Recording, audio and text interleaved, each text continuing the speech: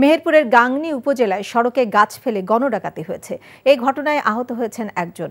বাস যাত্রীরা জানান, ঢাকা থেকে শ্যামলী পরিবহনের একটি বাস গতরাতে মেহেরপুরের উদ্দেশ্যে ফিরছিল।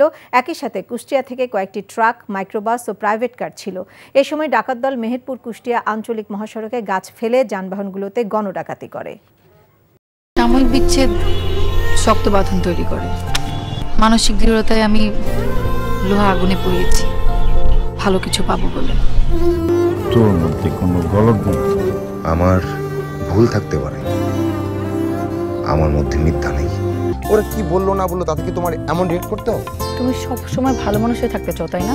সবাই ভালো মানুষ, তুমি অযোগ্য। বাসে না কেউ ভালো, ডাকে না কেউ কাছে,